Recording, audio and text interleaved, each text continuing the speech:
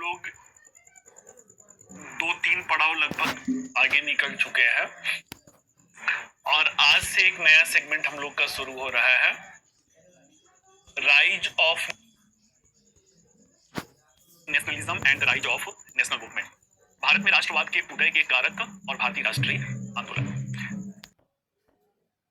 जैसा कि पहले भी मैंने आप लोगों को बताया था कि आधुनिक भारतीय इतिहास में पहला जो पिलर आपको मिलता है वो 1707 से लेकर 1757 तक मिलता है। 1707 से 1757 तक का जो पिलर है, यहाँ पर मुगलों का पतन है, अन्य क्षेत्रीय राज्यों का उदय है और यूरोपीय कंपनियों का आगमन है। इन यूरोपीय कंपनियों में एक कंपनी रहती है ब्रिटिश ईस्ट इंडिया कंपनी, अंततः बाजी वो मार ले जाते हैं और अगला जो कंपार्टमेंट आता है वो 100 वर्षों का आता है, 1757 से 1857 का। यहाँ पे आपको क्या दिखता है? ब्रिटिश साम्राज्यवाद का भारत में विस्तार दिखता है। अब इसके बाद 1857 से 1885 का जो छोटा सा सेगमेंट है, इसमें हम लोगों ने 1857 का विद्रोह देखा और उसी के साथ साथ फिर क्या है, आज हम लोग भारत में राष्ट्रवाद का उदय और भारतीय राष्ट्रीय आंदोलन, इसे देखा जाएगा। तो चलिए आप सभी लोगों का अभिवादन स्वीकार करते हुए फटाफट हम लोग कहां पर आते हैं, अपने टॉपिक पर आते हैं। क्या है? तो आज का पहलू है भारत में राष्ट्रवाद का उदय और भारतीय राष्ट्रीय आंदोलन, rise of nationalism and the Indian national movement. यदि देखा जाए तो भारत में राष्ट्रवाद का उदय, इसके पहले हम लोगों ने क्या देखा था? इसके पहले हम लोगों ने 1857 का विद्रोह देखा गया था। 1857 का विद्रोह देखा गया। विद्रोह का परिणाम क्या था? परिणाम असफलता था। परिणाम असफलता। भारतीयों ने कारणों की पहचान किया कि क्यों ये विद्रोह असफल रहा। जब भारतीयों ने उन कारणों की पहचान किया कि क्यों ये विद्रोह असफल रहा, उन कारणों में एक कारण क्या उभर करके आया? लैक ऑफ कोऑर्डिनेशन, एकता का अभाव। एकता का अभाव। आपस में एकता नहीं होना क्या था? आपस में एकता नहीं होना ही अंग्रेजों के द्वारा बर्बरतापूर्वक इस विद्रोह को कुचल दिया गया। ठीक है, तो कुल मिलाकर के क्या होता है? कुल मिलाकर के जो एक कहा जाता है ना कि दूध का जला छाछ भी फूक फूक के पीता है, 1857 के विद्रोह की असफलता जो है वो एक भारतीयों के दृष्टिकोण से राष्ट्रीय आंदोलन के एक नवीन सोपान की आधारशिला बनता है। एक नवीन सोपान की आधारशिला बनता है और वही जो नवीन आधारशिला है वो क्या है? भारत में राष्ट्रवाद का उदय है। जब ये समझ में आ गया कि हम लोग आपस में एक नहीं होने की वजह से असफल हो गए, तो अब वो दृष्टिकोण उभर करके आ रहा है। तो सबसे बड़ा मुद्दा क्या है भाई? इस राष्ट्रवाद के उदय का कारण क्या है? इस राष्ट्रवाद के उदय का कारण क्या है? तो कुल मिलाकर अगर देखा जाए तो राष्ट्रवाद के उदय के कई सारे कारण रहते हैं। एक एक पहलू पर हम लोग विस्तार से चर्चा करेंगे। नोट्स क्या अभी आप लोग के एप्लीकेशन पे ऐड नहीं हुआ है क्या? दिस इज द सवाना करेंगे कि सर नोट्स कब मिलेंगे, और कोई टेस्ट शायद आप लोग का हुआ है, टेस्ट में कुछ क्वेश्चन आउट ऑफ कंटेक्स्ट है। आउट ऑफ कंटेक्स्ट इसलिए है कि मैं अलग तरीके से सिलेबस को अप्रोच कर रहा हूँ, तो माइट भी कुछ ऐसे क्वेश्चन हो सकते हैं जो अभी क्लास में कवर नहीं हुआ है। ठीक है, चलिए जो है 1857 का विद्रोह देखिए बहुत ही बेसिक यूनिट है, उस पर नोट्स बनवाना कोई आवश्यक नहीं है। अपने भी क्लास में कंटेंट राइटर है, वो लिख करके आप लोग को दे देते हैं, तो उस पर आप लोग अलग से आधा घंटा 1 घंटा समय देकर के अगर नोट्स बनाने का जुनून है तो आप वहीं से देख करके बना सकते हैं। अन्यथा अगर आप वहीं से डेली क्लास नोट से कंफर्ट है तो वहां से कर सकते हैं। मुद्दे की बात क्या है कि हम लोग फटाफट कहां पे आया जाए, फटाफट जो है टॉपिक पर जो है आगे बढ़ा जाए, क्योंकि मॉडर्न हिस्ट्री का सिलेबस जो है थोड़ा वाइड है, मतलब इन डेप्थ हम लोगों को करना है। अभी 1947 के बाद हम लोगों का थीमेटिक टॉपिक जो है रिमेनिंग रहेगा। लगभग 1947 अगर हम लोग पहुंच भी जाएंगे तब भी लगभग 30% 40% सिलेबस आपका बचेगा, जो कि थीमेटिक टॉपिक है। चलिए भाई, तो टेस्ट का क्वेश्चन जो एक्सपर्ट पैनल है वो आपका करवा देगा। एक प्रश्न आप लोग नोट कर लीजिए। प्रश्न क्या है? प्रश्न है ब्रिटिश भारत में राष्ट्रवाद के उदय के बहुआयामी कारकों पर सविस्तार चर्चा करें। विस्तार चर्चा करें। कितना शब्द है? 250 शब्द। राष्ट्रवाद के उदय के कारण जो है उस पर सविस्तार चर्चा करना है, बहुत सारे इसके कारण है। आइए एक एक करके शुरू किया जाए। तो राष्ट्रवाद के उदय के जो प्रमुख कारण है उसमें पहला कारण क्या है? पहला कारण है ब्रिटिश साम्राज्य विस्तारवादी नीति। ब्रिटिश साम्राज्य विस्तारवादी नीति ये कब से चल रहा है? 1757 से 1857 तक। पूरा पिछला यूनिट ही आप लोगों ने यही किया हुआ है। पूरा जो हम लोग का पिछला 4-5 लेक्चर हुआ वो एक्सपेंशन ऑफ ब्रिटिश एम्पायर पे हुआ। साम्राज्य विस्तारवादी नीति के तहत आपने क्या देखा कि एक एक करके ये क्या करते हैं, एक एक करके भारतीय रियासतों को, भारतीय राजाओं को उनके देसी रियासतों से महरूम करते जाते हैं। अगर आपको बंगाल के नवाब मीर कासिम, जाफर नहीं मीर कासिम अगर याद आ रहे हैं, मीर कासिम जब नवाब के पद से प्रतिस्थापित होते हैं उनकी सोच वही रहती है ना, वो यहां से बंगाल से निकलते हैं, अवध के नवाब के पास आते हैं, कहते हैं आज हमारे साथ हो रहा है, कल आपके साथ होगा और परसों किसके साथ होगा, आगे जो है शहंशाही हिंदुस्तान के साथ भी होगा। 1857 के विद्रोह से भी जो यथार्थ सच्चाई है, अल्टीमेट जो रियलिटी है वो समझ में आ गया कि जब तक हमारे अंदर राष्ट्रीय चेतना नहीं आएगी, राष्ट्रीय चेतना की संपूर्ण उपमहाद्वीप एक राष्ट्र है, तब तक शक्तिशाली साम्राज्यवादी अंग्रेजों को भारत से बाहर नहीं किया जा सकता है। एक एक करके अब क्या होता है, एक एक करके ये सबको एहसास होता है कि हम हमारे में आपसी एकता, राजनीतिक एकता नहीं है, इसलिए अंग्रेज जो है सबको एक एक करके प्रतिस्थापित करते गए। अब जाकर के आंखें खुली कि हमें एक होना है और यही एकता की भावना क्या होती है, यही एकता की भावना राष्ट्रवाद के उदय का कारण बनती है। अगला कारण क्या है भाई? तो अगला कारण भारतीय समृद्ध अर्थव्यवस्था का शोषण और धन का निर्गमन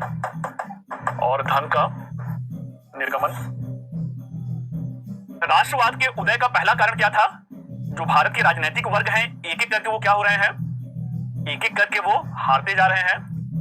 उनके अंदर कुंठा है, हताशा है। किस बात की कुंठा और हताशा है? कि यदि हमारे अंदर राष्ट्रीय अस्मिता या राष्ट्रीय चेतना नहीं आई तो क्या होगा? सब कुछ 562-63 तो भाई अभी भी स्वतंत्र स्थिति में है। वो एक राजनीतिक कारण कर सकते, राष्ट्रवाद के उदय का राजनीतिक पहलू है, ये आर्थिक पहलू है। भारत क्या है भाई? समृद्ध अर्थव्यवस्था। एक तरीके से भारत जो है सोने की चिड़िया है, सोने की चिड़िया है। मुगलों के जमाने में भी ये सोने की चिड़िया है। मुगलों के जमाने में भी संपूर्ण विश्व की अर्थव्यवस्था का 1/4 मुगलों के पास है। तो मुद्दे की बात क्या है? मुद्दे की बात यह है कि अंग्रेज विविध आर्थिक नीतियों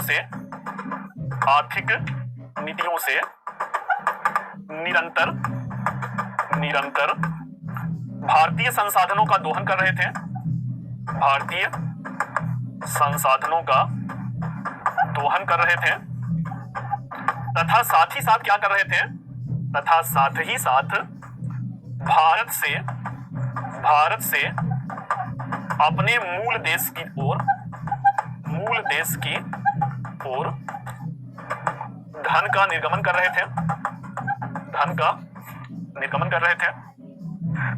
अब ये बात समझ में आना शुरू होता है 1866 ईस्वी में, लगभग 1866 ईस्वी का वर्ष है। दादा भाई नौरोजी जो उसी ब्रिटेन के उच्च सदन में मेंबर ऑफ पार्लियामेंट है, उन्होंने एक पम्पलेट प्रकाशित किया, डेब्ट टू इंडिया। आगे चल करके यही poverty and un British rule in India का आधार बनता है। और बाकायदे उन्होंने ये स्थापित किया कि कैसे भारत वर्ष दर वर्ष गरीब बनता जा रहा है और कैसे भारत से एक विपुल धनराशि, एक बड़ी धनराशि ब्रिटेन की ओर प्रति वर्ष निर्गमन हो रहा है और ब्रिटेन और ज्यादा अमीर बनता जा रहा है। अब कुछ ऐसी चेतना उभरना शुरू हुआ कि बुरे से बुरा देसी शासन अच्छे से अच्छे विदेशी शासन से बेहतर है। बुरा से बुरा देसी शासन अच्छे से अच्छे विदेशी शासन से बेहतर है। अब जो जागरूक भारतीय वर्ग है उन्हें यह लगता है कि भाई इस धन के निर्गमन को कैसे रोका जा सकता है। तो इस धन के निर्गमन को, इस अंग्रेजी शासन को, इस विदेशी शासन को उखाड़ फेंकने के साथ ही संभव है।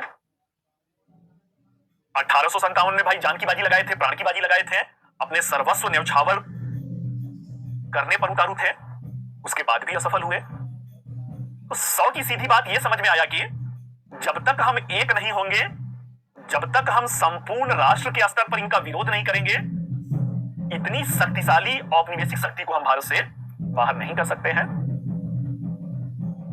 यही बौद्धिक जन जागरूकता क्या होता है भाई? यही बौद्धिक जन जागरूकता राष्ट्रवाद के उदय का कारण बनता है। राष्ट्रवाद के उदय के दो कारण हम लोगों ने देखा। पहला राजनीतिक पहलू देखा, कैसे एक एक राजा जो है वो अपने देसी रियासतों से विस्थापित होता गया, और जो कुंठा और हताशा है उसमें यह निष्कर्ष निकल करके आया कि हमें एक होना ही क्या है, हमें एक होने से ही हम इन्हें बाहर कर सकते हैं। दूसरा जो है आर्थिक पहलू है, दूसरा जो है आर्थिक पहलू है। आइए भाई अब आगे बढ़ते हैं। राष्ट्रवाद के उदय का अगला पहलू क्या है? तो अगला पहलू है अंग्रेजी शिक्षा का, अंग्रेजी शिक्षा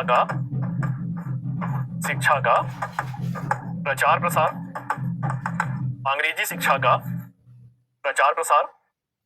कब आया भाई इंग्लिश एजुकेशन? 1835 ईस्वी में। क्यों आया? उद्देश्य क्या था? तो उद्देश्य अंग्रेज अपने प्रशासनिक आर्थिक हितों के दृष्टिकोण से लाए थे। आर्थिक हितों के दृष्टिकोण से इंग्लिश एजुकेशन को लाए थे। होता क्या है, कभी कभी दांव उल्टा पड़ जाता है। इंग्लिश एजुकेशन का उद्देश्य क्या रहता है? ये अपने प्रशासन में, ब्रिटिश प्रशासन में यूरोप से लाकर के किसी प्रशासनिक अधिकारी को या किसी प्रशासनिक पदाधिकारी को लगभग 4 से 6 गुना ज्यादा वेतन देना पड़ता था उसी काम के लिए। अरे वो प्रेरणा कहां से लाया जाए भाई? आप ही लोगों के यहाँ पीसीआईएस की सेवा में कैडर सिस्टम है। कैडर सिस्टम में सबको अपना होम स्टेट चाहिए। छत्तीसगढ़ के दंतेवाड़ा में कह दिया जाए, उधर नॉर्थ ईस्ट में मणिपुर, मिजोरम, अरुणाचल प्रदेश में कह दिया जाए, उधर अंडमान निकोबार, लक्षद्वीप में कह दिया जाए, किसी को वहां पे नहीं जाना है। अपने देश के अंदर अधिकांश लोग उससे सोचते हैं कि अपना ही राज्य मिल जाए, अपना ही कैडर मिल जाए। जबकि आज इतना ज्यादा एडवांसमेंट हो चुका है भाई, तुरंत आप वीडियो कॉल करके घर पे बात कर लेते हैं, तुरंत फोन कॉल पे कनेक्ट, मोबाइल पे कनेक्ट हो जाते हैं। उस जमाने में आप जरा सोच के देखिए ना, तो किसी भी यूरोपीय को प्रेरित करके भारत में सर्विस करने के लिए मनाना ये बड़ा खर्चीला काम था। अंग्रेजों ने क्या किया? अंग्रेजों ने इंग्लिश एजुकेशन लाया। उन्हें लगा कि जो पढ़ा लिखा इंग्लिश में जो भारतीय होंगे वो आसानी से प्रशासन में आ जाएंगे, और आर्थिक लाभ था कि अगर इंग्लिश में पढ़े रहेंगे तो एक जो वेस्टर्न प्रोडक्ट है, पश्चिमी संस्कृति के पहनावे से, उसके रुझान से प्रेरित और प्रभावित होंगे, और आसानी से भारत को बाजार के रूप में तब्दील किया जा सकता है। परंतु क्या होता है, जिस उद्देश्य से लाए थे, इस एक्शन का रिएक्शन हो जाता है। इसका जो है रिएक्शन हो जाता है। इसकी प्रतिक्रिया क्या होती है? इसकी प्रतिक्रिया क्या होता है? तो इस इंग्लिश एजुकेशन से एक पढ़ा लिखा, एक पढ़े लिखे भारतीय मध्यम वर्ग का उदय होता है। मध्यम वर्ग का उदय हुआ, और जो ये पढ़ा लिखा भारतीय मध्यम वर्ग है, ये क्या रहता है? ये अपने अधिकारों के प्रति, अपने अधिकारों के प्रति जागरूक होता है, जागरूक वर्ग होता है। मिडिल क्लास ही क्या है भाई? मिडिल क्लास ही पूरी दुनिया की कहानी है। पूरी दुनिया का जो मिडिल क्लास है वो सबसे अवेकेंड क्लास है। लाए थे अपने उद्देश्य के लिए। इस एक्शन का रिएक्शन हो जाता है। रिएक्शन क्या होता है? इंग्लिश एजुकेशन से एक भारतीय मध्यम वर्ग आता है, या भारतीय मध्यम वर्ग अपने अधिकारों के प्रति जागरूक होता है, और यही जो जन जागरूकता रहती है, ये राष्ट्रीय चेतना के उदय का कारण बनता है। यही राष्ट्रीय चेतना के उदय का कारण बनता है। इन्हें क्या लगता है भाई, जब इंग्लिश पढ़ लिए, इन्हें तो लगा कि ये विलियम शेक्सपियर को पढ़ेंगे, ये रोमियो और जूलियट की कहानी पढ़ेंगे, रोमियो और जूलियट की जब कहानी पढ़ेंगे तो उसी तरीके से सूट बूट टाई पहनेंगे। जो कहावत सुने ना, टूट डाल डाल तो मैं पात पात, अब भारतीय इतने नादान तो थे नहीं भाई। इन्होंने क्या किया, इन्होंने वेस्टर्न प्रोग्रेसिव जो फिलॉसफी रहती है, वेस्टर्न प्रोग्रेसिव जो लिटरेचर, जो पश्चिमी प्रगतिशील साहित्य है, दर्शन है, उसे भी पढ़ लेते हैं। हॉब्स हैं, लॉक हैं, रूसो हैं, वॉल्टेयर हैं, मॉन्टेस्क्यू हैं, इनको भी पढ़ लेते हैं। तो इस तरीके से क्या होता है, इस तरीके से जो है इन्हें यह समझ में आता है कि यूरोप जो है एक नए दौर में जी रहा है। हमारे यहां पे तो ये व्हाइट मैन बर्डन थ्योरी का प्रचार प्रसार कर रहे हैं, गोरे लोगों के भार सिद्धांत में कह रहे हैं कि तुम भारतीय बर्बर हो, जाहिल हो, गंवार हो, कोई लोकतंत्र के मूल्यों से परिचय नहीं है, इसलिए हम गोरे लोगों का ये भार है कि दुनिया में जहां भी जाहिल, गंवार, बर्बर लोग हैं उनको हम लोग आधुनिक शासन से परिचित करवा रहे हैं। अरे भाई है ना, हाथी के दांत दिखाने का दूसरा होता है, खाने का दूसरा होता है। और पढ़ा लिखा भारतीय वर्ग है जो इंग्लिश एजुकेशन में पढ़ा हुआ है, ये देख रहा है कि यूरोप में कौन सी धारा चल रही है। यूरोप में स्वतंत्रता की बात चल रही है, समानता की बात चल रही है, मानवाधिकार की बात चल रहा है, अभिव्यक्ति की स्वतंत्रता की बात चल रही है। और जब इस प्रगतिशील बौद्धिक विचारों से भारतीय जनमानस प्रेरित होता है तो भारत में भी उसे लगता है कि ये तो दोहरी नीति पे अंग्रेजी शासन चल रही है, और सारा खेल उन्हें समझ में आ जाता है कि असल में जो है हाथी के दांत दिखाने का मतलब जो दिखावापन है वो अलग चीज है, भारत से धन का निर्गमन हो रहा है। यही जो राष्ट्रीय चेतना है ये क्या होता है भाई, राष्ट्रवाद के उदय का कारण बनता है। अगले कारण पे हम लोग आते हैं कि अगला कारण क्या है। तो अगला कारण जो है सामाजिक और धार्मिक सुधार आंदोलन की भूमिका, सुधार आंदोलन की भूमिका, role of socio religious reform movement. सामाजिक धार्मिक सुधार आंदोलन की प्रकृति क्या होता है, तो इसकी प्रकृति प्रगतिशील है, प्रगतिशील है। इन्होंने क्या किया भाई, तो इन्होंने जाति प्रथा का विरोध किया, इन्होंने धार्मिक भेदभाव का विरोध किया, धार्मिक भेदभाव का विरोध किया, इन्होंने विदेशी शासन का विरोध किया, विदेशी शासन का विरोध किया। अब क्या है, जाति पाति का विरोध होना, धार्मिक भेदभाव का विरोध होना, एक बार पुनः यह किसको बढ़ावा देता है, एक बार पुनः यह राष्ट्रवाद को बढ़ावा देता है, राष्ट्रवाद को बढ़ावा देता है। और यही राष्ट्रवाद क्या है, यही राष्ट्रवाद, इसके अंतर्मन में क्या होता है, इसके अंतर्मन में विदेशी शासन के प्रति नकारात्मक भाव होता है, जो अंततः क्या होता है, जो अंततः जो है राष्ट्रवाद के उदय का कारण होता है। चलिए भाई फटाफट बताइए कि यहां तक जितना पहलू मैं बताया यहां तक क्लियर है या कहीं पे कुछ डाउट है, यहां तक क्लियर है या कहीं पे कुछ डाउट है। आप लोग आपस में चैटिंग मत किया कीजिए, एक गंभीर छात्र की तरह, एक जो आईएएस के बैच की गंभीरता होती है उसको समझते हुए क्लास के लेक्चर पे फोकस किया कीजिए। एक न जाने कौन मोनू है, वो मोनू मुझे लग रहा है पिछले एक हफ्ता से मोनू और उसके शुभचिंतक जो है छाए हुए रहते हैं। एक्ट का बेटा किसी ने पूछा 1853 का एक्ट क्या है, एक्ट का अलग से डेडिकेटेड पूरी एक क्लास ही चलेगी, development of constitution in British India, British Bharat में संवैधानिक विकास जो है उस पर पूरा डेडिकेटेड एक या डेढ़ या दो क्लासेस भी हो सकता है। चलिए भाई, बड़े शांत से आप लोग आज थे, लेकिन जो क्लियर है का मैसेज देख करके समझ में आ रहा है कि शांत नहीं, बड़े ही तल्लीन होकर के आप लोग क्लास में खोए हुए थे। ठीक है, बहुत अच्छी बात है, ठीक है भाई, अच्छी बात है, बहुत अच्छी बात है, ठीक है। चलिए जो है तो सैकड़ों से ज्यादा मैसेज जो है दिख रहा है, ठीक है, क्लियर है। चलिए भाई, हजारों की संख्या में आप लोग पहुंच रहे हैं। तो राष्ट्रवाद जो है, राष्ट्रवाद होता है क्या, राष्ट्रवाद अपने राष्ट्र के प्रति निष्ठा होना, इसी को राष्ट्रवाद कहेंगे। जो व्यक्ति जिस देश से है उस देश के प्रति अपनी निष्ठा होना, उसे राष्ट्रवाद कहेंगे। भारत में मैंने कहा कि 1857 का विद्रोह क्यों असफल हुआ, इसलिए असफल हुआ कि हमें तो अपनों ने लूटा, गैरों में कहां दम था। सुने भाई ना, हम आपस में लड़ बैठे तो देश को कौन संभालेगा, हमारे आपस में ये एकता नहीं थी भाई, तो देश के प्रति निष्ठा कहां से होगा। आज भी भारत की राजनीति, आज 21वीं शताब्दी की सच्चाई सुनिए, 21वीं शताब्दी में 2023 की सच्चाई, अब हमें आगे बढ़ना चाहिए, लेकिन ये जो नेताजी लोग हैं ना, ये देश को आगे बढ़ने नहीं देंगे, जातिवादी जनगणना करवा रहे हैं। अंग्रेज चले गए, लेकिन हमारे रगों में फूट डालो और राज करो की नीति छोड़कर गए। ये फूट डालो और राज करो की नीति क्या है भाई? ये फूट डालो और राज करो की नीति क्या है? तो मुद्दे की बात यह है कि आज भी जाति जनगणना मतलब आपस में अगर आपस में लड़ते रहेंगे तो कहां से देश के प्रति निष्ठा आएगी? एक महीने में दीपावली और नवरात्र का त्योहार आने वाला है, फिर से आप देखिएगा वही चाइनीज झालर और वही चाइनीज पटाखा और उसकी धूम, मतलब भारत में दिवाली मनेगा, खुशहाली चीन में आएगी। क्यों भाई? क्योंकि राष्ट्र के प्रति चेतना आज भी जनमानस में नहीं है, आम जनमानस में नहीं है। तो मुद्दे की बात क्या है कि ये कैसे आया? 1857 के विद्रोह के बाद ये कैसे भारत में आया? कैसे राष्ट्रीय आंदोलन की शुरुआत हो गई? अभी तक तो राष्ट्रीय शब्द आ ही नहीं रहा है। 16वां लेक्चर हम लोग पढ़ के राष्ट्रीय शब्द आ ही नहीं रहा है। तो कुल मिला जुला करके क्या है, उसके पीछे राजनीतिक पहलू रहता है कि राजनीतिक वर्ग को ये पराजित कर रहे हैं और पराजित करते हुए अपने साम्राज्य का विस्तार कर रहे हैं। आखिरकार जो कहा जाता है ना कि नींद से जगे तो पूरा भारत निकल चुका था। अब समझ में आया कि हमारे अंदर क्या होना चाहिए, हमारे अंदर एकता होना चाहिए, और यही राष्ट्रीय भावना पूरे भारत को एक राष्ट्र के रूप में चेतना आई। आर्थिक पहलू क्या है? आर्थिक पहलू, भारत से धन का निर्गमन कर रहे थे। धन के निर्गमन से भी ये लगा कि जो हम सोने की चिड़िया हुआ करते थे, धीरे धीरे हम गरीब और ज्यादा शोषित होते जा रहे हैं।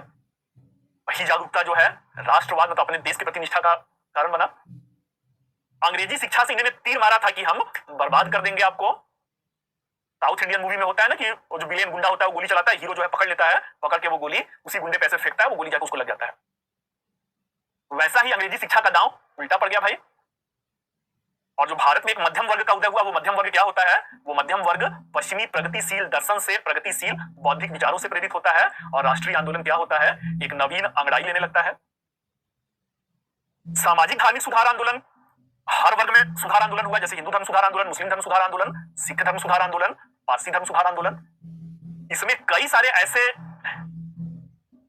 धार्मिक कह सकते हैं कि नेता उभर करके आते हैं, या सामाजिक सुधार के नेता उभर करके आते हैं, जो जाति पाति का विरोध करते हैं, धार्मिक भेदभाव का विरोध करते हैं।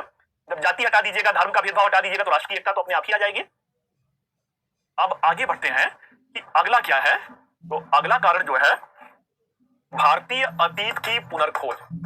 भारतीय अतीत की पुनर्खोज, भारतीय अतीत की पुनर्खोज।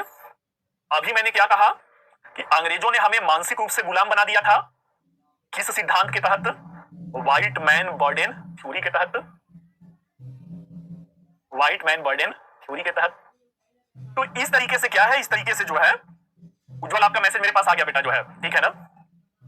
आप लगातार मैसेज करते हैं और आपके मैसेज को पढ़ के लगता है कि आपकी निष्ठा कितनी ज्यादा है। तो दीपावली से पहले बेटा सिलेबस पूरा नहीं होगा। दीपावली से 28 है ना, 2-3-4-5 क्लासेस हमको अगर बच जाएंगी, 4-5 क्लासेस जो है बच जाएंगी। दीपावली की 4-5 दिनों की छुट्टी आपके संस्थान का रहेगा, तो मान के चलिए दिवाली के जस्ट आफ्टर वाला जो वीक होगा उसी वीक में आपका कंप्लीट हो जाएगा। अगर ये सब छुट्टियां लगातार नहीं पड़ती ना, अभी उसका भी 1-2 दिन छुट्टी रहेगा, जो नवरात्रि आ रहा है। अभी आप लोग देखे कल छुट्टी थी, उसके पहले ईद की। अगर ये सब छुट्टियां नहीं रहती तो दीपावली के पहले ही ये बस कंप्लीट हो जाता। चलिए भाई, अब आ रहे हैं भारतीय अतीत की पुनर्खोज क्या है। तो भारतीय अतीत की पुनर्खोज, अंग्रेजों ने हमें मानसिक रूप से गुलाम बना दिया था। कभी अगर आप लोग जू में, चिड़ियाघर में गए, चिड़ियाघर में गए हैं, चिड़ियाघर में जाकर के कभी हाथी को, शेर को देखे हैं? अगर आगे से कभी चिड़ियाघर में जाइएगा तो जरा उसमें हाथी को आप देखिएगा। हाथी के पैर में लोहे की जंजीर नहीं होगी, हाथी के पैर में रस्सी बंधा हुआ रहता है। इतना भारी भरकम जो जानवर है, इतने भारी भरकम जानवर के पैर में रस्सी बंधा हुआ, और उसी रस्सी से हाथी जो है कंट्रोल में है। क्यों? क्योंकि हाथी को मानसिक रूप से गुलाम बना दिया गया है। जैसे अंग्रेजों ने भारतीयों को मानसिक रूप से गुलाम बनाने का षड्यंत्र रचा था। कैसे रचा था?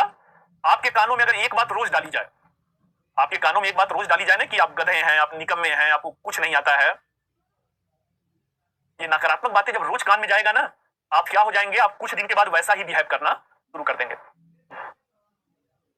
और आपके कानों में रोज एक बात डाला जाए, शाबाश आप जीनियस हो, वेरी गुड बेटा, बहुत अच्छा आपने उत्तर दिया।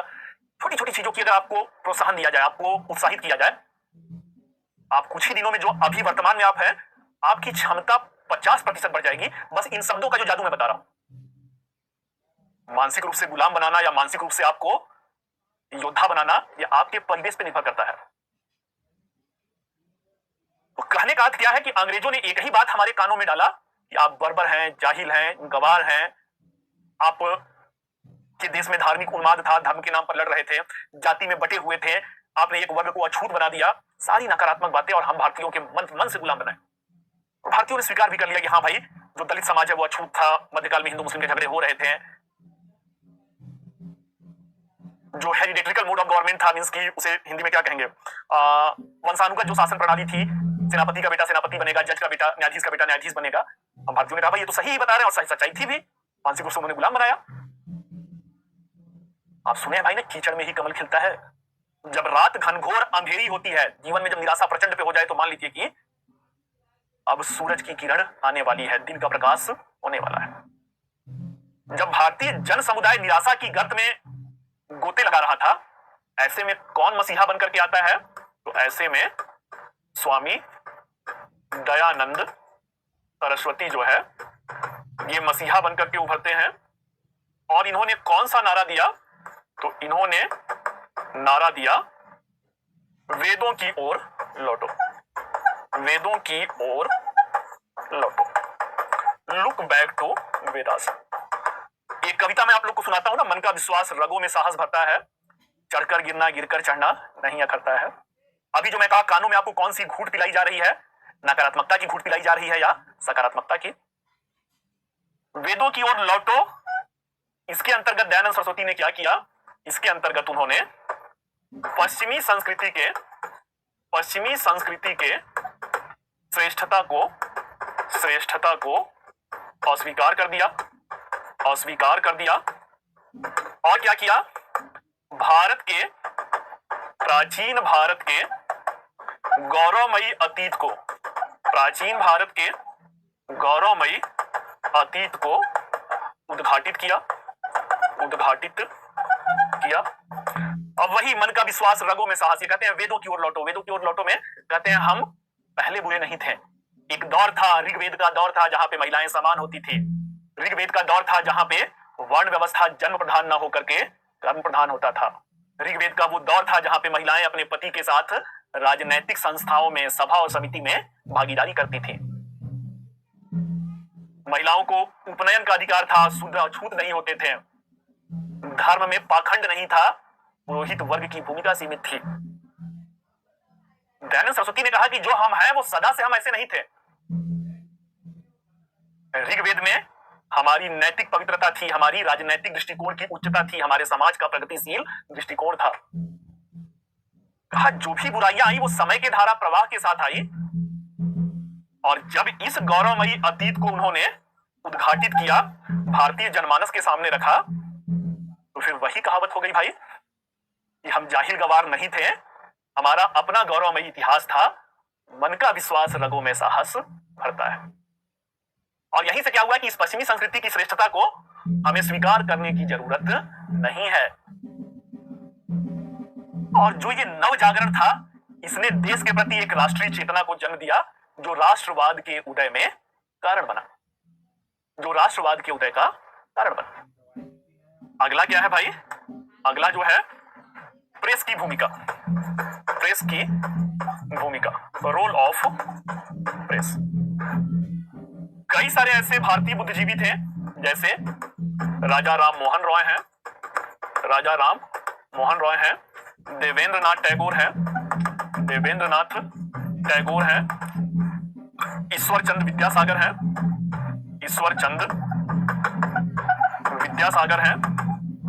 देन आफ्टर, और विद्यानंद सरस्वती ये है, बाल गंगाधर तिलक है।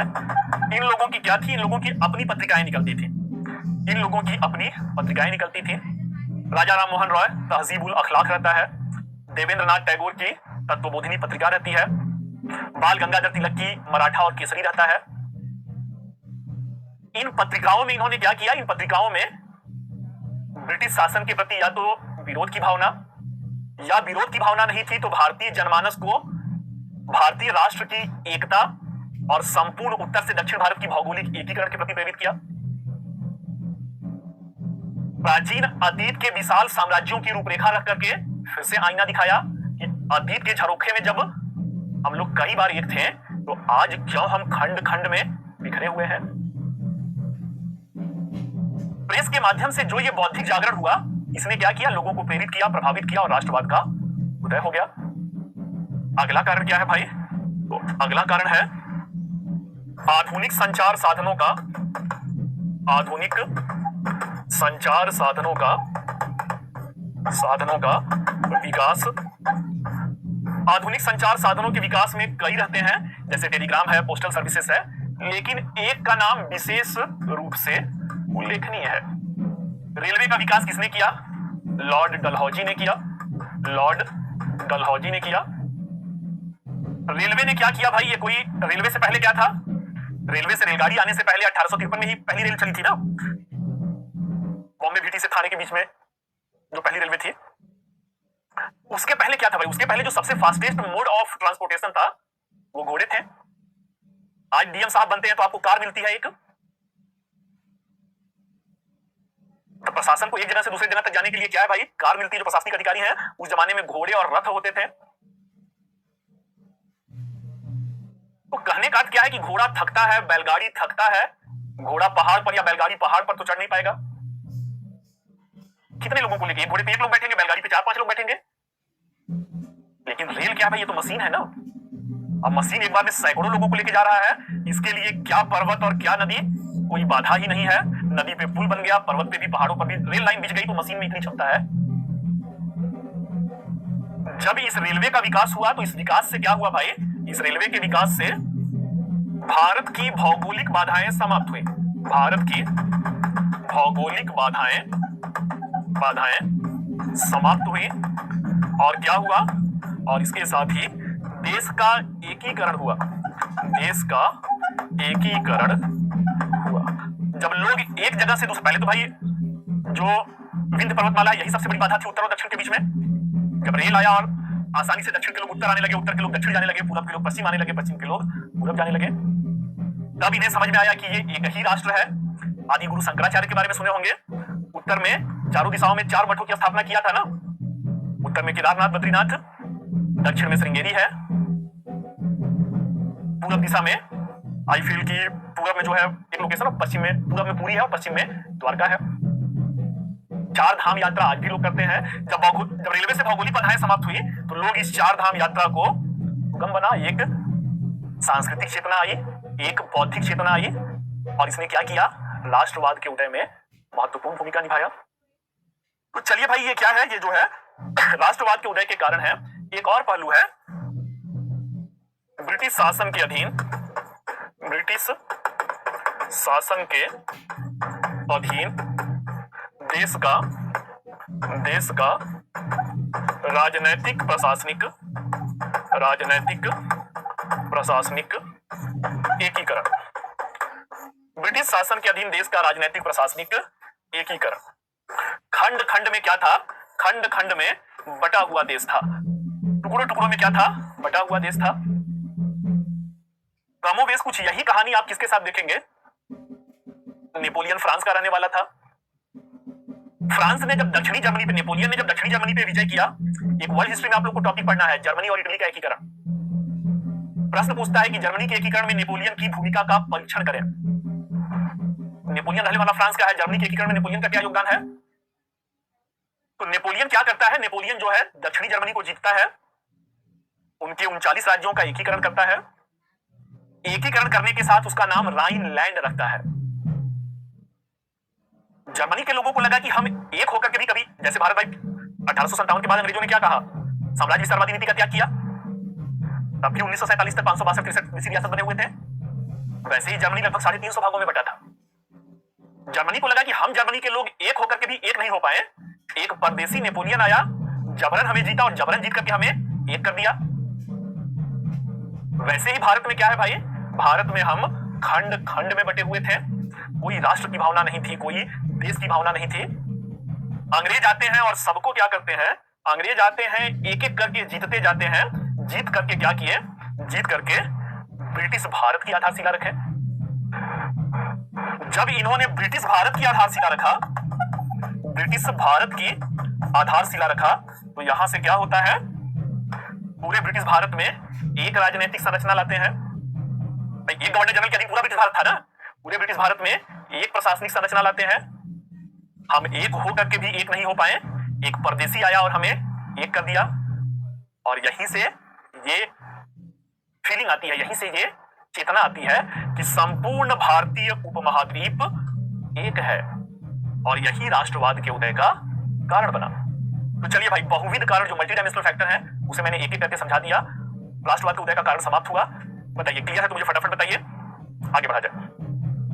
क्लियर है तो फटाफट बताइए, आगे बढ़ा जाए।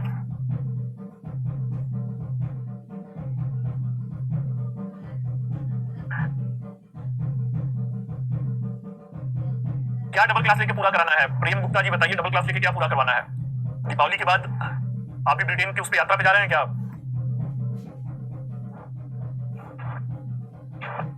चलिए इसका नोट्स बनाएंगे आप लोग, इसका नोट्स बना लीजिए, फिर उसके बाद हम लोग भारतीय राष्ट्रीय कांग्रेस पे आ रहे हैं। इसका नोट्स बना लीजिए आप लोग, इसके बाद हम लोग भारतीय राष्ट्रीय कांग्रेस का गठन और भारतीय राष्ट्रीय आंदोलन की शुरुआत पे आ रहे हैं।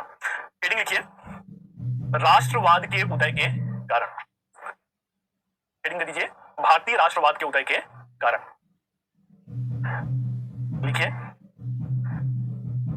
1857 के महान विद्रोह की 1857 के महान विद्रोह की असफलता के पश्चात भारतीयों ने भी उन कारणों की पहचान की। भारतीयों ने भी उन कारणों की पहचान की कि प्राणों की बाजी लगाकर भी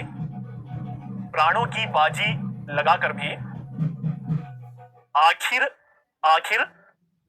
1857 के विद्रोह में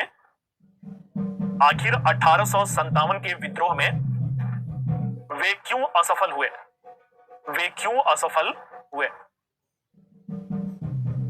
जिससे निष्कर्षतः यह तथ्य उभर कर सामने आया कि संपूर्ण भारत में ब्रिटिश साम्राज्य का विस्तार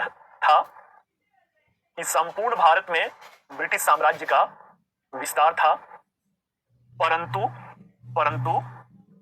भारतीयों में एकता के अभाव के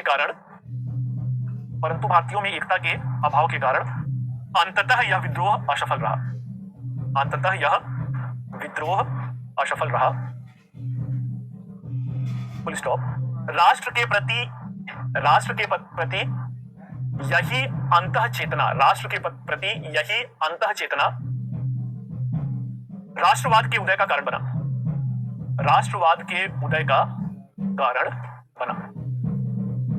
फुल स्टॉप। हालांकि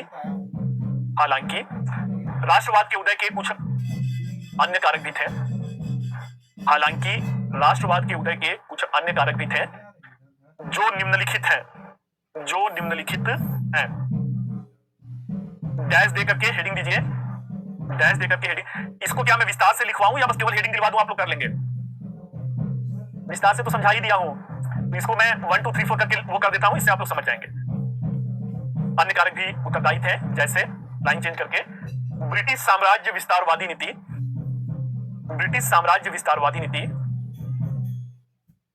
बौद्धिक और राजनैतिक भारतीय वर्ग में एक नवीन चेतना का वाहक बना, जो अंततः राष्ट्रवाद के उदय का कारक बना। नेक्स्ट पॉइंट कीजिए। नेक्स्ट पॉइंट, अंग्रेजों के द्वारा 100 से अधिक वर्षों तक भारतीय प्राकृतिक और आर्थिक संसाधनों की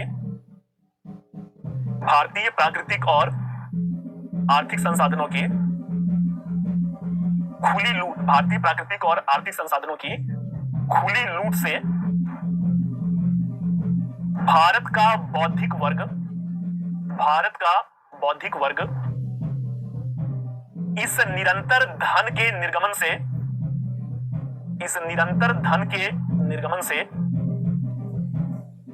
अपने राष्ट्र के, इस निरंतर धन के निर्गमन से अपने राष्ट्र के आर्थिक संसाधनों के प्रति, आर्थिक संसाधनों के प्रति जागृत हुआ तथा जो अंततः भारतीय राष्ट्रवाद के, उदय के रूप में, भारतीय राष्ट्रवाद के उदय के रूप में परिणित हुआ। नेक्स्ट पॉइंट कीजिए। नेक्स्ट पॉइंट, वर्ष 1835 में अंग्रेजी शिक्षा की शुरुआत से एक भारतीय मध्यम वर्ग का उदय हुआ। एक भारतीय मध्यम वर्ग का उदय हुआ जो कि अपने अधिकारों के प्रति, अत्यधिक जनजागरूक था,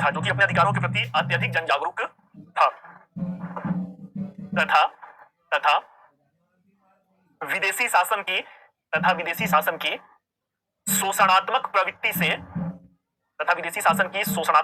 से भली भांति परिचित था। विदेशी शासन की शोषणात्मक प्रवृत्ति से भली भांति परिचित था। Full stop. नवीन मध्यम वर्ग की यही जनजागरूकता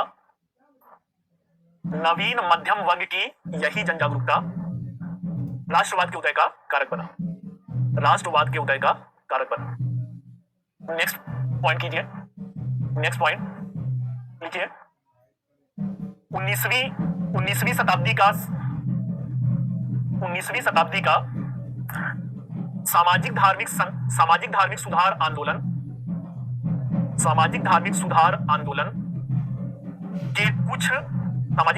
आंदोलन के कुछ नेताओं ने या संतों ने जातिगत भेदभाव, सांप्रदायिक भेदभाव का विरोध किया। साथ ही अंग्रेजी शासन का विरोध करके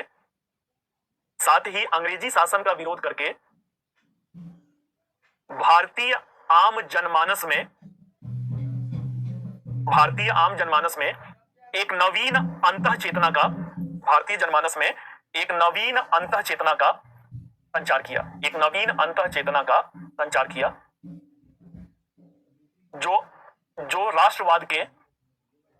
जो राष्ट्रवाद और राष्ट्रीय आंदोलन के रूप में प्रकट हुआ। नेक्स्ट पॉइंट कीजिए। नेक्स्ट पॉइंट, स्वामी दयानंद सरस्वती जैसे संतों ने पश्चिमी संस्कृति की श्रेष्ठता को नकारते हुए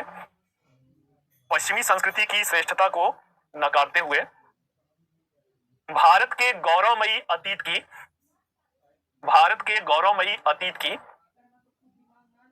खोज किया तथा वेदों की ओर लौटो का नारा दिया। Full stop. पश्चिमी संस्कृति का खोखलापन तथा समृद्ध गौरवमयी भारतीय सांस्कृतिक विरासत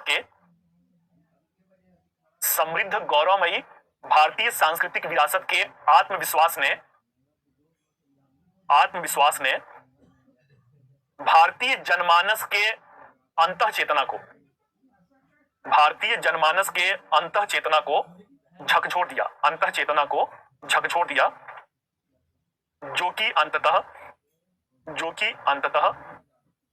राष्ट्रवाद और राष्ट्रीय आंदोलन के रूप में प्रस्फुटित हुआ या प्रकट हुआ। नेक्स्ट लिखिए। कई सारे भारतीय बुद्धिजीवियों ने अपने पत्रिकाओं का संपादन किया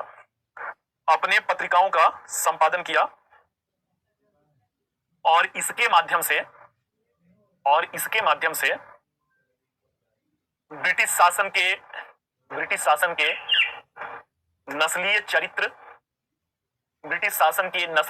को उजागर करते हुए नागरिक अधिकारों, अभिव्यक्ति की स्वतंत्रता की मांग किया और बाल गंगाधर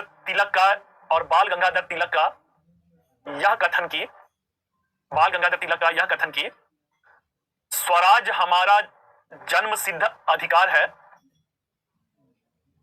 और मैं इसे लेकर रहूंगा, ने आम जनमानस को ब्रिटिश शासन के विरुद्ध खड़ा किया और राष्ट्रवाद 20वीं शताब्दी के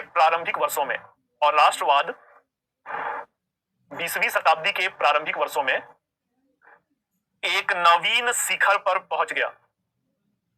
नवीन शिखर पर पहुंच गया। नेक्स्ट पॉइंट, रेलवे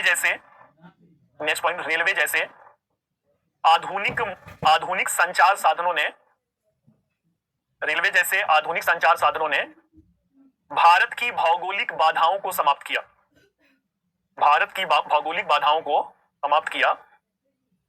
तथा यहाँ के लोगों में अब यह विश्वास आया कि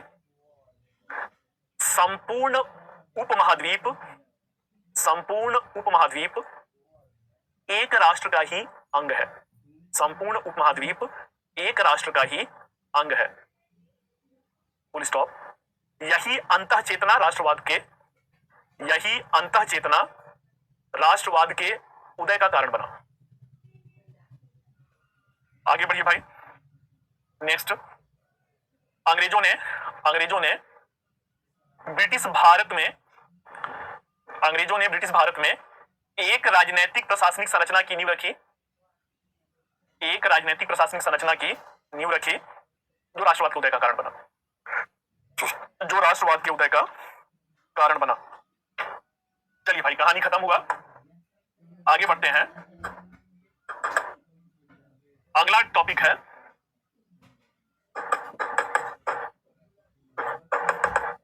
भारतीय राष्ट्रीय कांग्रेस की स्थापना और राष्ट्रीय आंदोलन की शुरुआत।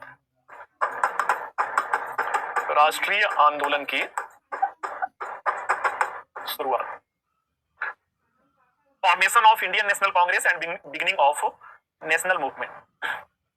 भारतीय राष्ट्रीय कांग्रेस की स्थापना और राष्ट्रीय आंदोलन की शुरुआत। भारतीय राष्ट्रीय कांग्रेस की स्थापना कब हुआ? प्री के पॉइंट ऑफ व्यू से कुछ डेटा है। इसकी स्थापना दिसंबर 1885 ईस्वी में हुआ। कहां पर हुआ, यह भी प्रश्न पूछा गया है। तो बंबई है। बंबई में गोकुलदास तेजपाल संस्कृत कॉलेज था। Who was the founder of the INC? यही जो आज के कांग्रेस है, उसी का नाम भारतीय राष्ट्रीय कांग्रेस है। A.O. ह्यूम ने इसकी स्थापना किया था। कौन है? एलन ऑक्टेवियन ह्यूम जो है वो इसके संस्थापक रहते हैं। इस समय भारत का वायसराय कौन था? तो वायसराय लॉर्ड डफरिन था। और पहले अध्यक्ष कौन थे? तो व्योमेश चंद्र बनर्जी, WC बनर्जी जो है, he was the first president of INC। कितने मेंबर इसमें पार्टिसिपेट करते हैं? तो कुल 72 सदस्य जो है इसमें पार्टिसिपेट करते हैं। कांग्रेस की स्थापना के साथ ही भारतीय राष्ट्रीय आंदोलन की शुरुआत होता है। 3 चरण है। पहला चरण नरमपंथी चरण, दूसरा गरमपंथी चरण, तीसरा गांधीवादी युग। कांग्रेस की स्थापना के साथ क्या होता है? राष्ट्रीय आंदोलन की शुरुआत हो जाती है। आइए भाई तो देखते हैं कि कांग्रेस का शब्द जो है वो कहां से लिया गया है। अमेरिका जो USA, United states of America जो है, वहां की संसद को कांग्रेस कहा जाता है और वहीं से प्रेरित होकर के इस शब्द को लिया गया है, जिसका तात्पर्य क्या है? लोगों का समूह। कांग्रेस मतलब जहां पे लोगों का झुंड हो उसे कांग्रेस कहते हैं। चलिए, प्रथम अधिवेशन क्या हुआ इसका वो हो गया। इसका नाम भारतीय राष्ट्रीय संघ था। दादा भाई नौरोजी को मैंने बताया, दादा भाई नौरोजी क्या रहते हैं? हाउस ऑफ लॉर्ड्स के मेंबर ऑफ पार्लियामेंट रहते हैं। उन्होंने सुझाव दिया, भारतीय राष्ट्रीय संघ से इसका नाम बदल करके भारतीय राष्ट्रीय कांग्रेस कर दिया गया। अब हम लोग मुद्दे की बात पर आते हैं। मुद्दे की बात यह है कि कांग्रेस की स्थापना कब हुआ भाई? कांग्रेस की स्थापना 1885 ईस्वी में हुआ। तो कांग्रेस की स्थापना से जुड़ा मिथक, भारतीय राष्ट्रीय कांग्रेस की स्थापना से जुड़ा मिथक क्या है? से जुड़ा मिथक। भारतीय राष्ट्रीय कांग्रेस की स्थापना से जुड़ा जो मिथक है वो सुरक्षा कपाट सिद्धांत है। सुरक्षा कपाट सिद्धांत है। अब ये सुरक्षा कपाट सिद्धांत क्या है भाई? ये सुरक्षा कपाट सिद्धांत क्या है? तो अगला प्रश्न हम लोग लिखते हैं। आज का दूसरा प्रश्न लिखिए, भारतीय राष्ट्रीय कांग्रेस का गठन, भारतीय राष्ट्रीय कांग्रेस का गठन सुरक्षा कपाट सिद्धांत के तहत हुआ था। सुरक्षा कपाट सिद्धांत के तहत हुआ था। आलोचनात्मक मूल्यांकन करें, आलोचनात्मक मूल्यांकन करें। Formation of INC was according to the safety valve theory critically analyzed। आइए भाई अब देखते हैं कि ये प्रश्न पूछा गया है, ये सुरक्षा कपाट सिद्धांत क्या है? सुरक्षा कपाट सिद्धांत क्या है? मैंने पहले भी आप लोगों से बताया था कि अंग्रेजों का जो साम्राज्य था ऑस्ट्रेलिया से लेकर अमेरिका कनाडा तक था, उस साम्राज्य के बीचों बीच में कौन आता था? भारत आता था। कान खोल के सुनिएगा, अगर मैं ये शब्द कहूं कान खोल के सुनिएगा मींस की मोस्ट इंपॉर्टेंट है। भारत ब्रिटिश साम्राज्य के मध्य में आता था। अमेरिका कब स्वतंत्र हो गया? 1783 में स्वतंत्र हो गया। अमेरिका जो था वो ब्रिटेन के नजदीक में था, बस केवल दोनों के मध्य अटलांटिक की खाई थी। अटलांटिक महासागर ये भाई ब्रिटेन और अमेरिका के बीच में। अमेरिका भारत से लगभग 2.5-3 गुना बड़ा देश। जब अमेरिका हाथों से निकला तो भारत अंग्रेजों के लिए एक मजबूरी बन गया था। क्यों? क्योंकि भारत भी प्राकृतिक संसाधनों में महत्वपूर्ण था, यहां पे जनसंख्या थी, तो उनके लिए एक बाजार भी था। उनके साम्राज्य के मध्य में था तो अन्य उपनिवेशों पर नियंत्रण करना आसान था। अब भाई येन केन प्रकारेण किसी भी तरीके से अमेरिका निकल गया है, अब किसी भी तरीके से ये भारत को अपने हाथों से नहीं निकलने देना चाहते थे। भारत को अपने हाथों से नहीं निकलने देना चाहते थे। तब तक क्या हुआ भाई? 1857 का महान विद्रोह हो गया। जब महान विद्रोह हुआ तो मैंने शुरू में क्या बताया था कि नो मैंस लैंड बना दिया गया। अंग्रेजों को चुन चुन करके मारा गया था, चाहे वो दिल्ली हो, चाहे कानपुर हो, चाहे वो लखनऊ हो, चाहे मेरठ हो, चाहे इलाहाबाद, चुन चुन के मारा गया। तो कुछ महीनों तक भारत को स्वतंत्र कराया गया था जहां जहां पे विद्रोह हुआ था। अंग्रेजों के हाथ पांव फूल गए थे। क्यों फूल गए थे? क्योंकि उनको लगा कि भारत तो गया हाथ से। अब भारत गया हाथ से, वो तो भाई मुकद्दर के सिकंदर थे। क्रीमिया का युद्ध समाप्त हो गया। क्रीमिया का युद्ध समाप्त हो गया तो जितने भी इनके कुशल सेना नायक थे उस सबको इन्होंने बुला लिया। अब येन केन प्रकारेण भारत को बचा लिया अंग्रेजों ने, विद्रोह को दबा दिया। विद्रोह को दबा दिया तो इनको लगा कि एकाएक भाई जान की बाजी लगाना मजाक थोड़ी है। लोगों के अंदर से मौत का डर निकल जाए ये कोई मतलब छोटी मोटी घटना नहीं है। अंग्रेजों को लगा कि ये भारत तो हाथ से निकलते निकलते बच गया। अरे भाई निकल ही गया था, वही मैंने कहा ना मुकद्दर के सिकंदर। कुछ अपनी कमियां थी, कुछ वो मुकद्दर के सिकंदर थे। अब मुद्दे की बात क्या है? मुद्दे की बात यह है कि अंग्रेज नहीं चाहते थे कि भारत उनके हाथों से, कुछ भारत में फिर से ऐसा हो कि भारत में कुछ ऐसा विद्रोह फिर से ना होने पाए। अब अंग्रेजों को लगा कि एकाएक इतना गुस्सा इनका कैसे फूट गया, कैसे इतने बड़े पैमाने पे भारतीयों में, एक दो केंद्र पे तो विद्रोह नहीं हुआ था भाई, बहुत सारे केंद्रों पे हुआ था। तो अंग्रेजों को क्या लगता है, ध्यान से सुनिएगा, ये प्रश्न पूछा गया है, मेंस में प्रश्न पूछा गया है। अंग्रेजों को लगा कि हमने भारतीयों को कोई मंच दिया ही नहीं। जब कोई मंच नहीं दिया तो क्या हुआ, इनका गुस्सा, जैसे क्लास में मैं एक दो बार पूछता हूं ना कि क्लियर है कि नहीं है, आपके अंदर का जो गुबार है उसे बाहर निकलने का मंच मिलता है। अगर भाई क्लियर है तो आप लोग संख्या में आते हैं, उससे क्या होता है, आपको लगता है भाई सर जो है हमारे प्रति कंसर्न है। अंग्रेजों को लगा ये मौका तो मैंने भारतीयों को हम लोगों ने दिया ही नहीं, और जो इनकी कुंठा थी, जो हताशा थी, जो सदियों से दबा हुआ गुस्सा था, एकाएक 1857 के विद्रोह के रूप में उठ पड़ा। अब बात इनको समझ में आई कि यदि नहीं देंगे, फिर से इन्हें कोई मंच नहीं देंगे, ये गुस्सा भरते भरते फिर से किसी दिन फूट जाएगा। अब आते हैं सुरक्षा कपाट सिद्धांत। सुरक्षा मतलब सेफ्टी, कपाट मतलब वॉल्व, सेफ्टी वॉल्व थ्योरी। इसका मतलब क्या हुआ, सेफ्टी वॉल्व थ्योरी, इसका अर्थ क्या हुआ भाई, तो इसका अर्थ हुआ कि अंग्रेज नहीं चाहते थे कि भारत जैसा साम्राज्य उनके हाथों से निकले, इसलिए भारतीयों को अपनी मांगों को वैधानिक तरीके से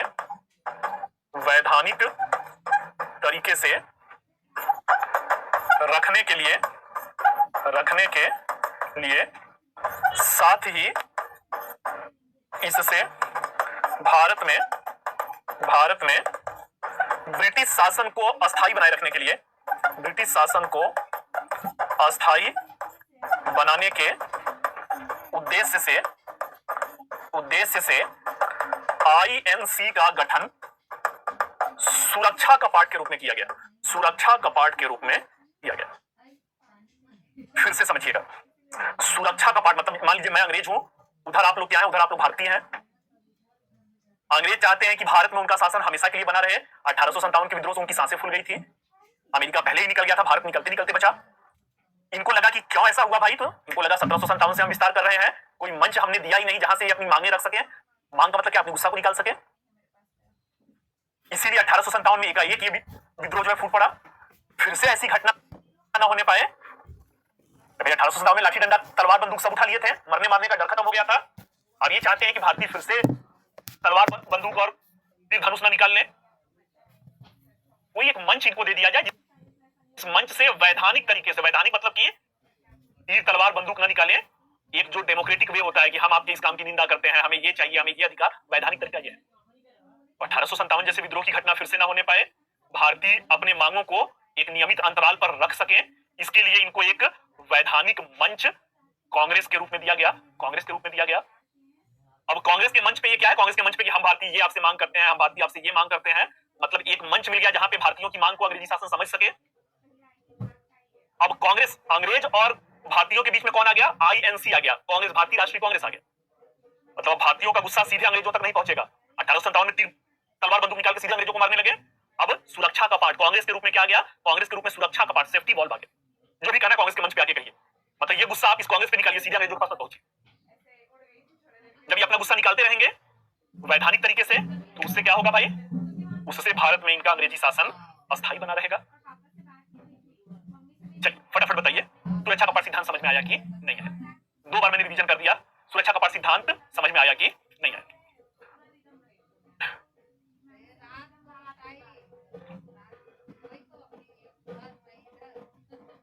सुरक्षा कपाट सिद्धांत बेटा समझ में आया कि नहीं आया? 2 बार समझाया।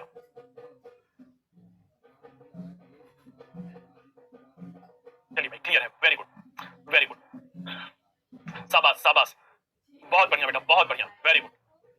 चलिए एकदम मजा आ जाता है, जो लगातार आप लोगों का इस तरीके से कमेंट आता है तो उससे लगता है कि ये छुपे रुस्तम जो है ये व्यर्थ की बातों में अपनी ऊर्जा खत्म नहीं करते हैं, ये लगे हुए हैं। शाबाश बेटा, बहुत बढ़िया, बहुत बढ़िया, क्रिस्टल क्लियर है। चलिए भाई वेरी गुड। चलिए तो ये क्या है, सुरक्षा कपाट सिद्धांत है। इस सिद्धांत को रखा किसने था?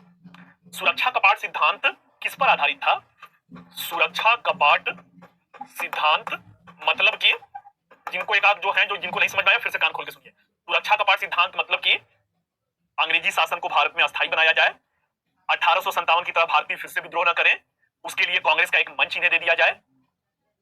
तो ये परिभाषा है, ये किसने दिया? ये किसने दिया? सुरक्षा कपाट सिद्धांत आधारित था, आधारित था। किस पर आधारित था? दो व्यक्तियों पर आधारित था। विलियम वेडनबर्न रहते हैं। कौन है? विलियम वेडनबर्न है, ने किसकी जीवनी लिखी थी? एयो ह्यूम की, एयो ह्यूम की जीवनी लिखी थी, जीवनी लिखी। उसमें इन्होंने ये कहानी, जो कहानी मैंने सुनाया, ये कहानी उन्होंने उनकी जीवनी में व्याख्या करते हुए लिखा। आगे चल करके 1916 ईस्वी है। 1916 ईस्वी में कौन है भाई? तो लाला लाजपत राय हैं। लाला लाजपत राय कौन है भाई? लाला लाजपत राय गरमपंथी नेता हैं, गरमपंथी नेता हैं।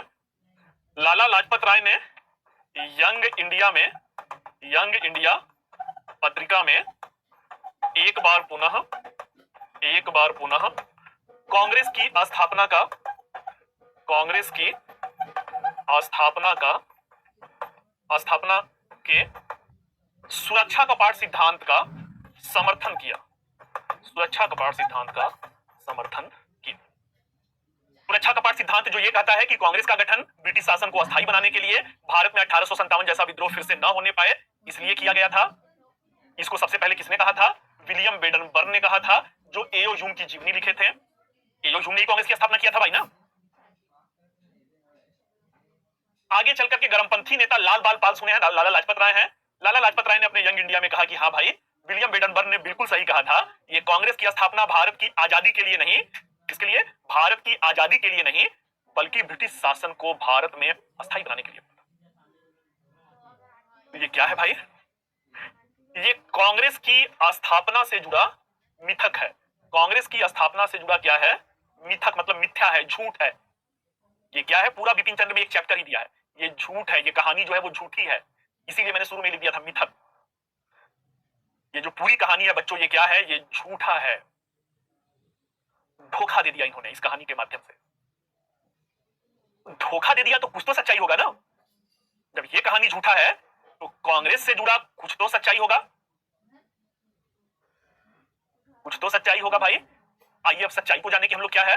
तो अब वही क्या है? प्रश्न है, भारतीय राष्ट्रीय कांग्रेस का गठन सुरक्षा कपाट सिद्धांत के तहत हुआ था। क्या करेंगे भाई? क्या करेंगे भाई? उत्तर कैसे लिखेंगे? पैरा 1 में क्या करेंगे? पैरा 1 में प्रस्तावना दे देंगे। पैरा 2 में क्या आएंगे? पैरा 2 में भारतीय राष्ट्रीय कांग्रेस की स्थापना का मिथक, ये क्या है? सुरक्षा कपाट सिद्धांत। ये कहानी सुरक्षा कपाट सिद्धांत की है, यही झूठी कहानी है, इसे समझाइए। भारतीय राष्ट्रीय कांग्रेस की स्थापना का मिथक सुरक्षा कपाट सिद्धांत को समझाइए भाई, समझाइए। इन प्रश्न में कह रहा है कि आलोचनात्मक मूल्यांकन करें, वो ये नहीं कह रहा है कि चर्चा करें, मतलब इसी झूठी कहानी को बस सुनाइए। वो कह रहा है हमें सच्चाई भी जानना है। तो अगला पैराग्राफ क्या हो जाएगा?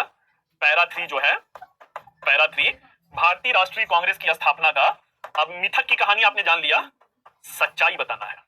जब सच्चाई बच्चों बता देंगे तभी आलोचना हो जाएगा। जैसे ही असली वाली कहानी बता देंगे, आलोचनात्मक मूल्यांकन हो जाएगा कि नहीं हो जाएगा? बिल्कुल हो जाएगा। उसके बाद क्या कीजिए? उसके बाद पैरा 4 में निष्कर्ष दें, कहानी खत्म है। 60% प्लस मार्क पा जाएंगे, 60% प्लस मार्क पा जाएंगे। एक मनीषा नाम की बच्चियां पूछ रही हैं, अंग्रेज किसे कहते हैं? अंग्रेज किसे कहते हैं बेटा? मैं बता दूंगा, आप बता दीजिए मनीषा किसे कहते हैं। अजीबोगरीब प्रश्न आते हैं ना कि अंग्रेज किसे कहते हैं। किसने पूछा? मनीषा नाम की बच्ची ने पूछा। आप बेटा मुझे ये बता दीजिए मनीषा किसे कहते हैं, मैं अंग्रेज बता दूंगा किसे कहते हैं। इसीलिए कभी कभी ना एकदम से दिमाग करना, एकदम आप लोग दही निकाल, एक बार नहीं पूछिए, कई बार ये पूछ चुके। अब चलिए, सारी मिथक क्या है, सच्चाई क्या है, पहले उसे छोड़िए, इनको समझाइए कि अंग्रेज किसे कहते हैं। कई बार आप लोग से कहा ना कि पढ़ाते पढ़ाते कहीं पागल ना हो जाए आदमी। इतिहास पढ़ाने आया है कि नवाब और दीवान में अंतर बताने आया है, कि भूल विरोधी किसे कहते हैं वो समझाने आया है। आज एक नया मामला उभर गया, अंग्रेज किसे कहते हैं। 16 क्लास बीत गया, अभी आज जो एक कहावत हम लोग क्या है ना, सारा रामायण बीत गया फिर पूछिए कि सीता कौन थी। मनीषा ने पूछ दिया भाई कि आधा रामायण बीत गया, पूछ रही अंग्रेज कौन थे। अरे कंक्लूजन तब बताता ना जब बताने का मौका मिलता। तो नया प्रश्न आ गया, कंक्लूजन तो जो पढ़े लिखे हैं वो पूछ रहे हैं। नया प्रश्न है कि कुछ मत बताइए, अंग्रेज कौन है, बताइए पहले अंग्रेज कौन थे। धन्य है प्रभु, मतलब जो कहा जाता है ना पहली बार ना, मतलब चलिए जो है वो भी एक दौर था, ये भी एक दौर है। आइए सुरक्षा कपाट सिद्धांत के कहां पे आते हैं। सुरक्षा कपाट सिद्धांत, सॉरी, कांग्रेस की स्थापना की सच्चाई। कांग्रेस की स्थापना की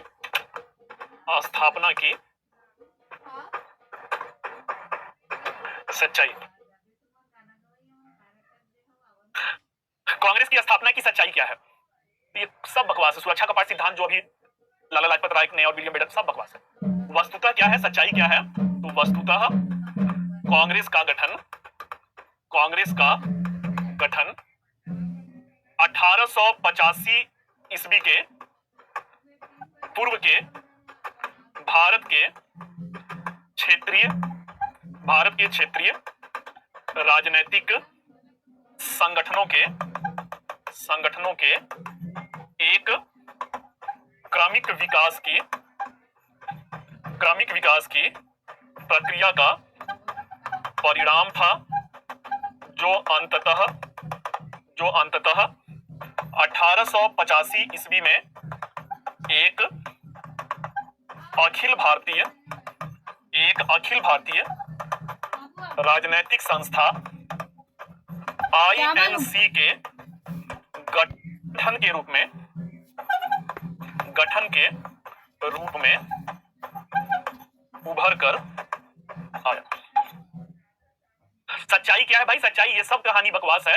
एओ जून ने बेवकूफ बनाया था, बस केवल महिमा मंडन जो कहा जाता है ना कि अपने आप को बहुत खास बनाना, उसकी जो 30,000 गुप्त रिपोर्ट कहता है कि मेरे पास थी, कुछ कहता है कि जो जादुई शक्ति वाले भारत के सन्यासी थे उसने आके उनसे कहा था कि भारत में एक और विद्रोह होने वाला है, इसलिए हमने कांग्रेस की। ये सब कहानी बकवास है। असल में क्या है, तू डाल तो मैं बात 1885 में कांग्रेस आया था। कांग्रेस क्या थी? अखिल भारतीय संस्था थी। पहली बार पूरे भारत के स्तर पे एक पार्टी आई थी, एक राजनीतिक संस्था आई थी। तो इस कांग्रेस की स्थापना से जुड़ा सच्चाई क्या है? तो सच्चाई ये है कि 1885 से पहले पूरे भारत में क्षेत्रीय रीजनल लेवल पे, मतलब एक राज्य के स्तर पर, एक राज्य से भी छोटे स्तर पर राजनीतिक संस्थाएं थी, जैसे पूना सार्वजनिक सभा है, लैंड होल्डर सोसाइटी है, बॉम्बे एसोसिएशन है, इंडियन एसोसिएशन है, इंडिया लीग है। सब क्षेत्रीय स्तर पर अपना हाथ पैर मार रहे थे। सबको ये बात समझ में आ गया कि पूरे भारत में अगर अंग्रेज हैं तो एक भारत की राजनीतिक पार्टी ऐसी होनी चाहिए जो पूरे भारत में अंग्रेज, तो पूरे भारत के स्तर पर भारतीय पार्टी होनी चाहिए। और वही जो पूर्व की राजनीतिक संस्था है, उसी का क्रमिक विकास क्या है? उसी का क्रमिक विकास जो है भारतीय राष्ट्रीय कांग्रेस है। चलिए भाई, कहानी खत्म हो गया। फटाफट मुझे बताइए कि सच्चाई वाले में भारतीय राष्ट्रीय कांग्रेस की स्थापना की सच्चाई मैंने लिखा भी हुआ है। यहां पर क्या है, पूर्व के कौन से राजनीतिक पार्टियां थी, तो ये सारी जो 1885 के पहले की जो राजनीतिक संगठन है उसका मैंने पीपीटी दिया हुआ है। सब फैक्चुअल डेटा है, आप देख लीजिएगा। 1, 2, 3 का उत्तर में नाम दे दीजिएगा। जैसे मैंने कहा, बॉम्बे एसोसिएशन, पूना सार्वजनिक सभा, Indian league land holder society, तो क्या है ये उसी का जो है।